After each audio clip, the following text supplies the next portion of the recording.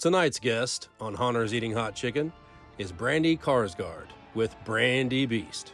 Every beast made by BrandiBeast is a one-of-a-kind, unique, handmade mask. No two masks will be identical. So, with BrandiBeast, let's get ready to make a monster. Hello, Brandi, and welcome. Hey. First off, introduce yourself and tell everybody how you got involved in the industry. Sure. My name's Brandi Kjarsgard, also known as BrandiBeast, and I am a mask maker in the haunt industry. But this started way when I was a kid. I used to do haunting at, PTA fundraisers. I used to do theater stuff. My grandfather would have me watching scary movies every night of the week. So that's kind of how all of this started.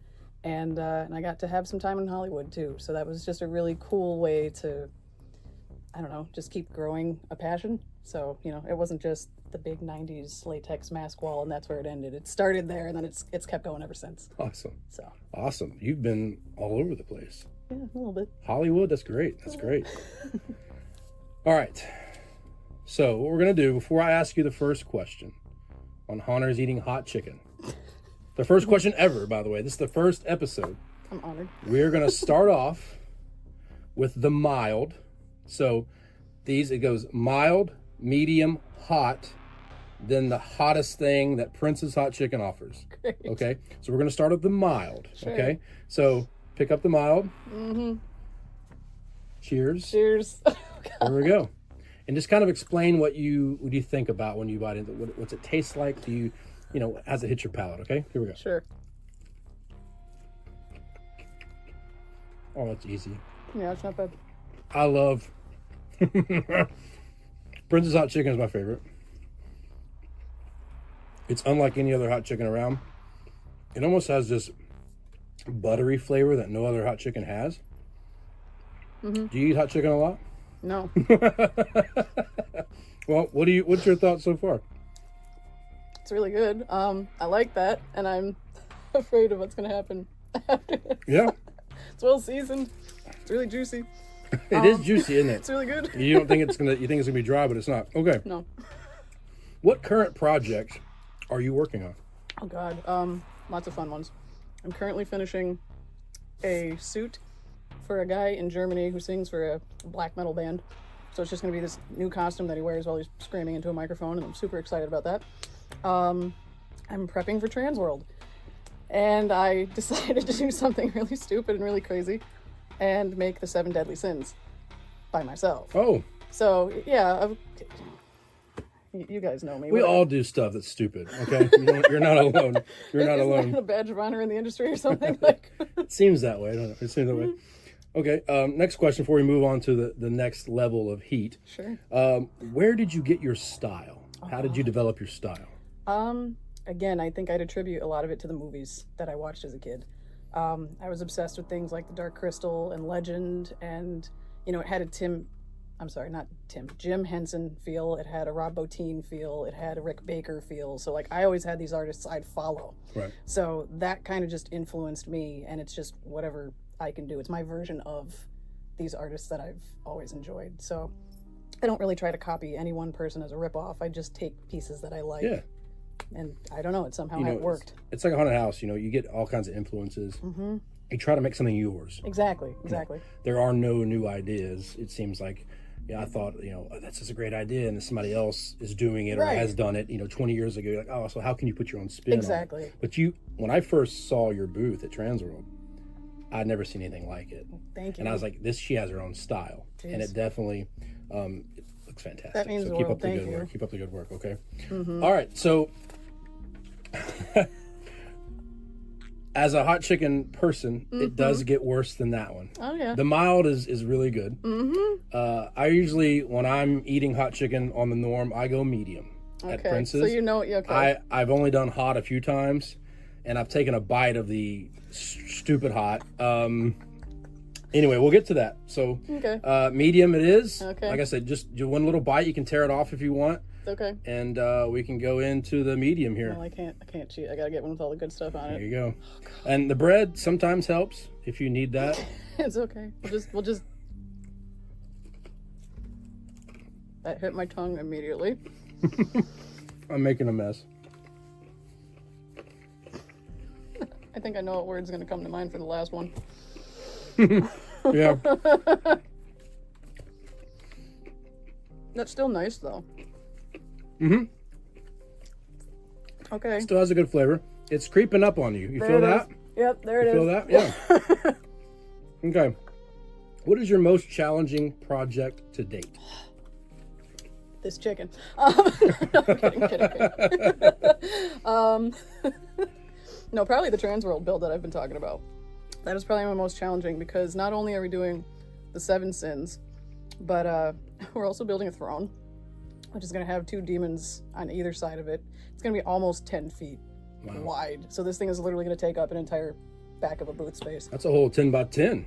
Right? It's stupid. It's stupid. And then on top of it, it's, hey, we're designing each sin as its own original take because I'm trying to do a spin so it's not what you'd expect. So like gluttony, for example. Everybody thinks of like that slobby, overweight kind of look for gluttony. Like 7, yeah. And exactly like that.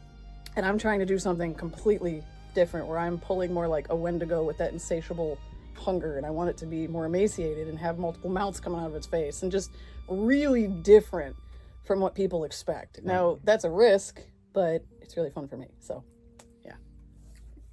Oh, I'm excited to see that. I'm excited to share if I can pull it off. I mean, what has been the biggest obstacle so far in the haunted attraction industry?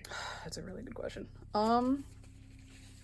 Honestly, I think I can talk about that more in the earlier part of my career, not so much today. Right.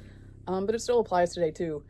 Being female at times actually makes it really tricky. You meet really good people, you make really good friends, but you also meet some people along the way who look at you and based on just that fact alone, you can't do that.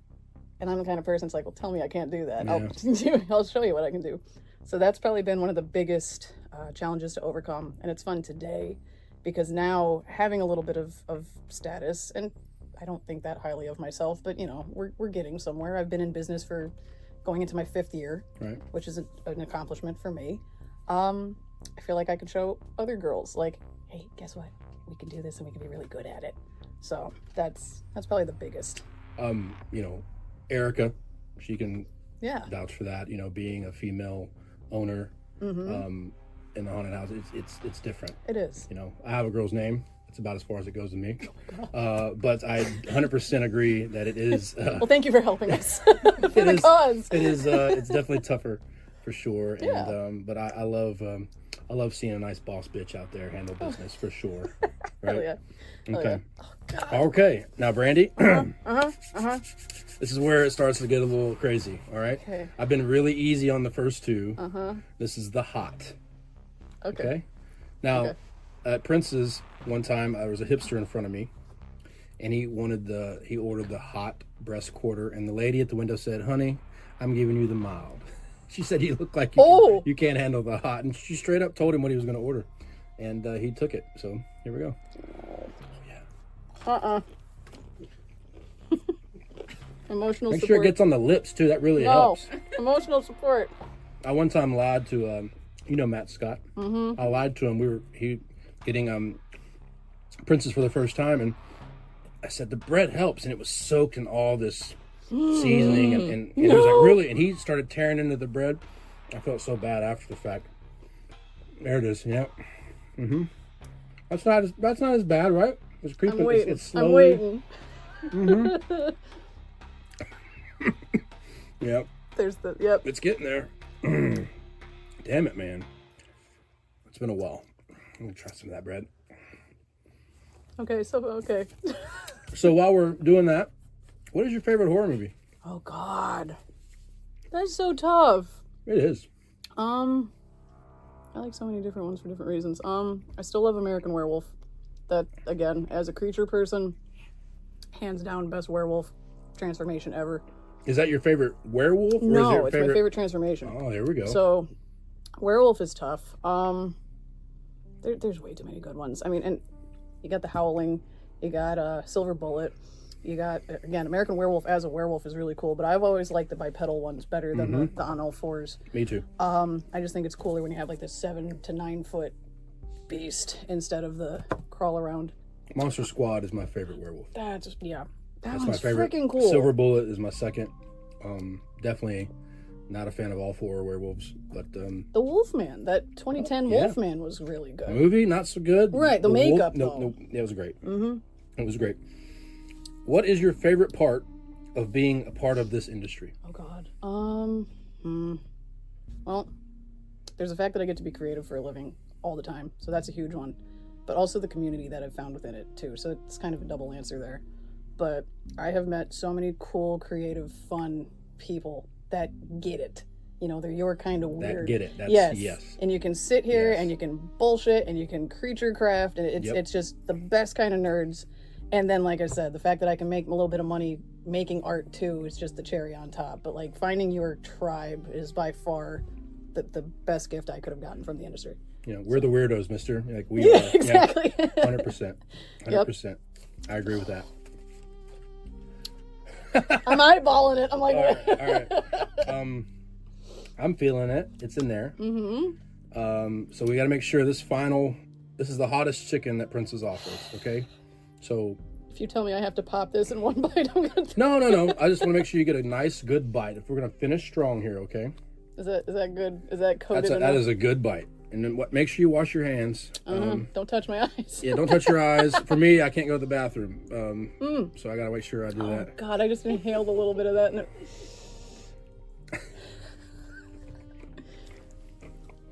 Oh God, regret. That's the word. Regret.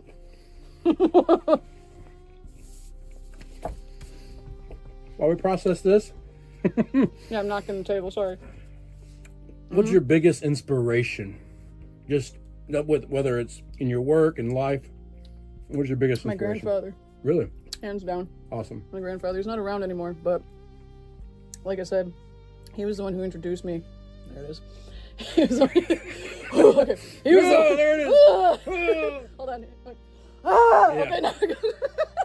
No, he was the one who introduced me to all of the practical movies. So again, he did it in a fun way, because sometimes he'd know I like creature stuff and he'd try to share it with me. Other times it would be, I'm gonna scare the shit out of this kid. So he would try to get me to watch The Thing when I was way too young to watch it and try to scare the shit out of me. Or he'd have me watch Alien Resurrection and be like, look, they're friends and it's nice and whatever. And I'd see this terrible scene where its guts get sucked out a window. But then I'd watch it again. I'm like, how'd they do that? That was so cool. So he kind of saw that I was this demented little girl. He's like, we're going to nurture that. Let's watch creepy movies all the time. And here we are eating Alien hot Resurrection. chicken. Wow. Oh, That is that's a rough one. Alien Resurrection. It's got some good stuff in it. It does. Brad Dourif's in that, the voice of Chucky. Ron Perlman. I freaking love Ron Perlman. Love Ron Perlman. Best advice for people who are wanting to get into the industry Okay. and possibly get into the effects world. Okay. That one. Oh my God. Okay. It's hard to think when you're processing. Pain. No. Okay. For the effects world, that's a really tricky one. You have to find a niche in this day and age.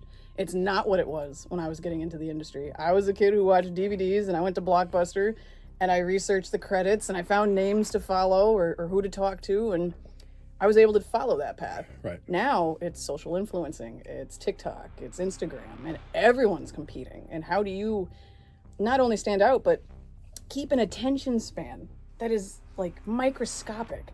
So that's something I'm still trying to figure out how to keep up with. So to break into it, I'm not quite sure what the answer is, but it's definitely finding a niche and finding something different, because I've actually had a couple people talk to me from a TikTok perspective, because it's relevant today, saying they like my stuff because it's not the same as the same thing over and over and over.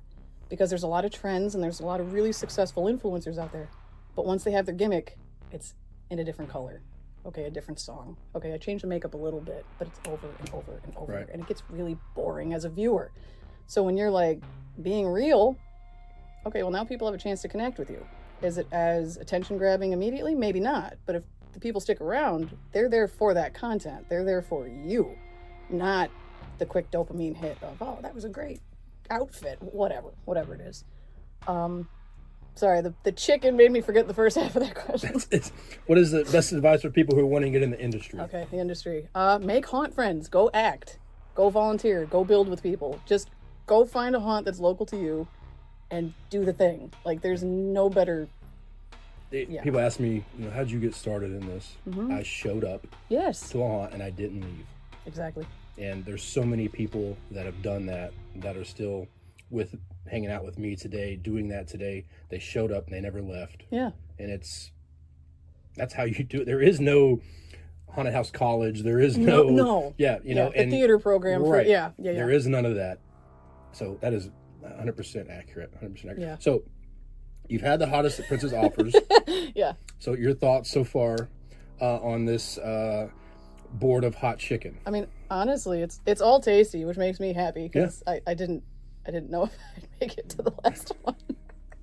I'm glad that my snot's not coming out of my head. So ladylike. But no, I could probably, the first two I could definitely handle. Yeah. Once you get to 3 and 4, it's a choice. Definitely a choice. It gets to where like these first two are good. Like you could have a meal with these. These two, doing a whole, like having 4 tenders of this is a bit much. No. 1 bite you could probably handle. Right. Yeah. If I try to eat, no. It's still lingering. It is. And I got a little heat back here going, but yeah, I think this is my favorite hot chicken. This is the inaugural episode. I wanted to have Princess Hot Chicken as the first. I'm so glad that you joined us for this. Thank Hunter's you. eating hot chicken. Is there anything you want to tell to the people out there? Well, on the chicken note, I've only had Hattie B's before this, and this is actually better. So thank you for introducing me to better hot chicken. So thank you. Fantastic. Fantastic. I love that. Hattie's is good, but this is very, very good. Well, cheers to you. Well, here, We'll do that. Yep, sure. And thank you for coming. Thank you for having me. And it's a pleasure. Hey, we might do this again sometime. I would love it. Thank you so much. Thank you so much.